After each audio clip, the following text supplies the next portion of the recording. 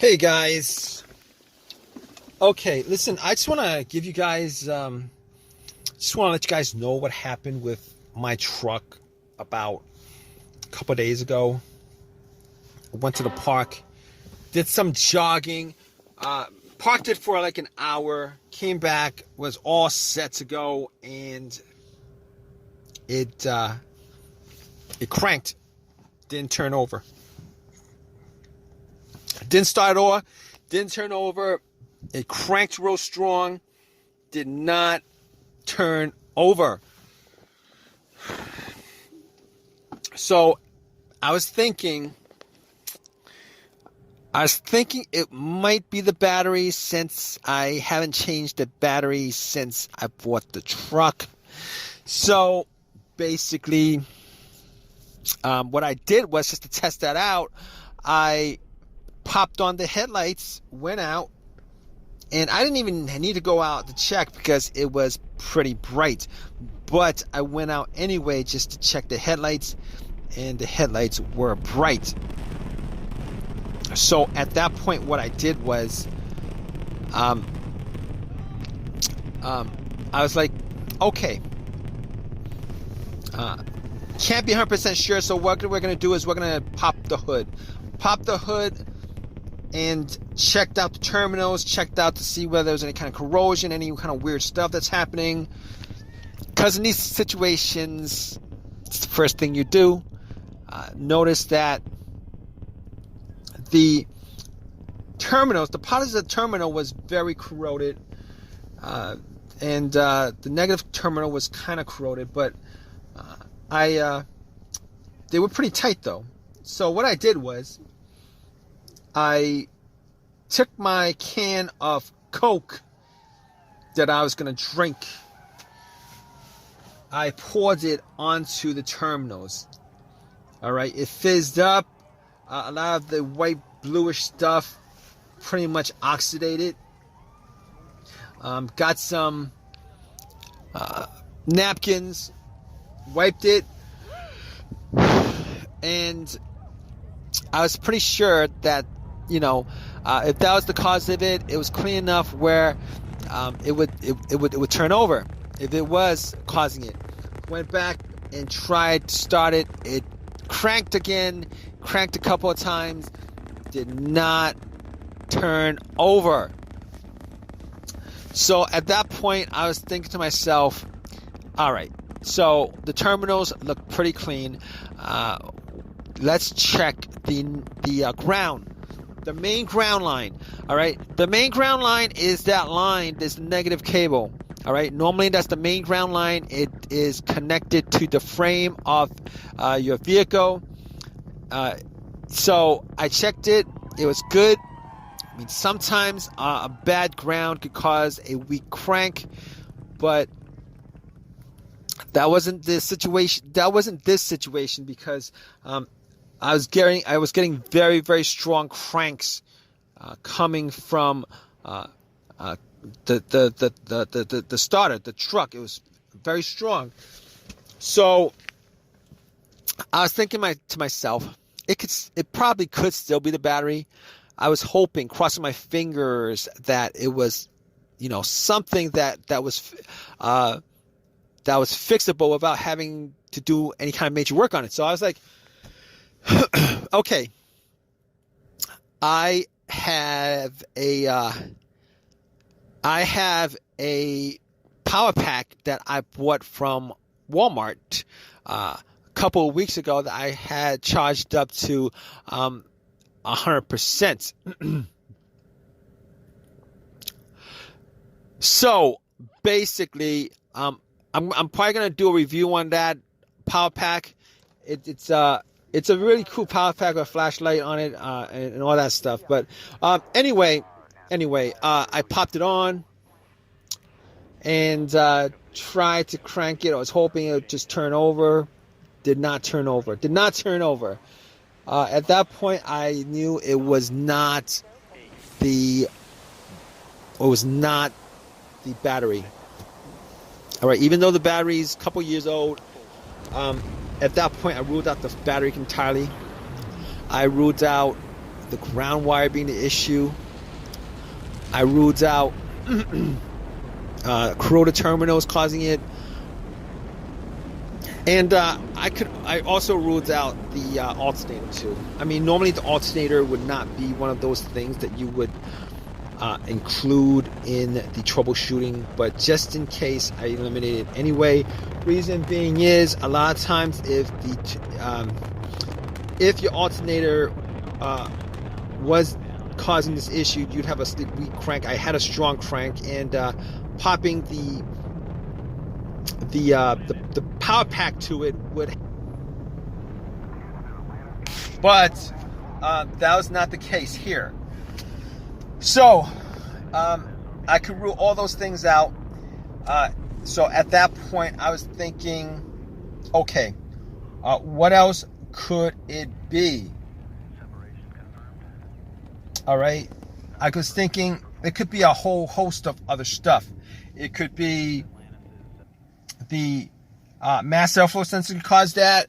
It could be the throttle position sensor, the throttle body. It could be the camshaft, crankshaft, any single portion of the engine or anything else that has a sensor to it could cause it. But I realized that I didn't have a check engine light on the truck. I haven't had a check engine light on the truck for a very, very, very long time. There's no check engine light before I had this issue. So as a result of that, I was able to rule out every single one of those things. If you guys are in this situation and you guys need to eliminate things that could be causing it, if you guys do not have a check engine light on the truck, you know, for the most part, that it's probably not any one of those things, because any one of those things will cause the computer to read that as a check engine light problem, and it would pop up as you know, the check engine light would appear on the dash. I didn't have any of those issues. So basically, at that point, all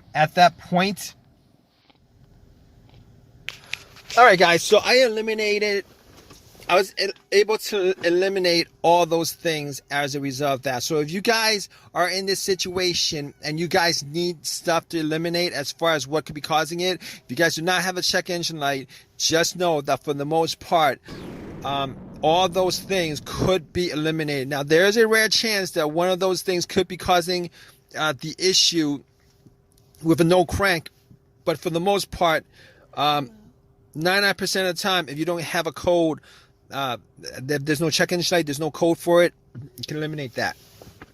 But guess what?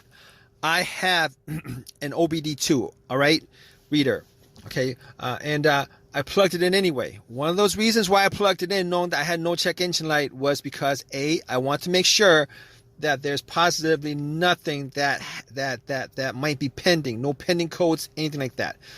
Second of all, I just want to make sure also that the computer didn't have any kind of issues reading, had any issues with the ECU, the car's computer, the ECU, the ECM, the PCM, any of the computer system. I was making sure that the computer system was able to have a connection with the car itself. So basically, I plugged it in, made sure that it scanned all the way through. Now, if it did not scan all the way through and it pretty much paused at some point and then does not scan all the way through, you will know that there's probably a connection problem between the car's computer and the car itself. Okay, but here's the thing. It scanned all the way through. It read everything. Did not come up as any kind of issues with... No issues came up. No codes came up. No issues came up. Nothing like that. So at that point, I was fine as far as the car's computer is concerned. I could pretty much eliminate that. These days, you can't always be too sure, particularly with all the electronic gadgets, electronics in the vehicle. Okay. So, was able to eliminate that right off the bat. Was able to eliminate that, and then it came up with no codes. Was able to eliminate any other any of those other things that could result in the code. Okay, it was all good. Nothing, so I eliminated all that stuff. So next thing up after that, I was thinking to myself, all right, so there's like a limited amount of things that it could be at that point. Could possibly be the fuse box, not the fuse box, but the fuses, the relays, fuel pump, fuel filter. So here's what I did. All right, I was thinking it may have been the fuel pump or the fuel filter. So I was sitting in my truck, and I did the test. The test was to listen for any kind of, when it primes, when the fuel pump primes, you can sometimes hear the motor going off. All right, the motor whizzing. So normally with this test, you would need two people. One person to be right next to the to the gas cap, with the gas cap off, listening while the second person turns the car to the on position. The on position is the position before it cranks. So basically, I did it a couple of times. Turn it off, turn it to on position, turn it off, turn it on position, just to see whether I could hear any kind of motorized whizzing sound. And unfortunately, I was not able to do it. I did turn everything off inside the truck and tried to turn it onto this position in all silence just to see whether I could hear anything. And I was not able to make out whether, any kind of noise or no noise was coming. So I couldn't actually hear it. So at that point, I was like, all right, moving on to the fuses and relays. Got to the fuse box, checked out all the fuses, just to see whether there was any fuse that looked like it was blown, whether there was any kind of brownish look to the top of the fuses, whether I could smell any kind of burnt smell around the area. I was not able to make out any issues with the fuses. Now, I did not have a fuse tester with me, so I couldn't tell 100% if that was the issue.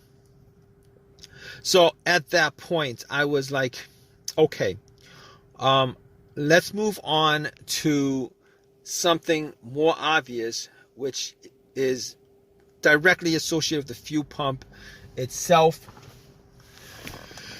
the relays. All right. I pretty much eliminated the fuel filter at that point. Because the thing with the fuel filter is, if the fuel filter was clogged, if it was clogged really bad, it could cause this kind of situation, where it cranks but it wouldn't start. However, for the most part, if the fuel filter was clogged, there would still be a little bit of fuel going to the system.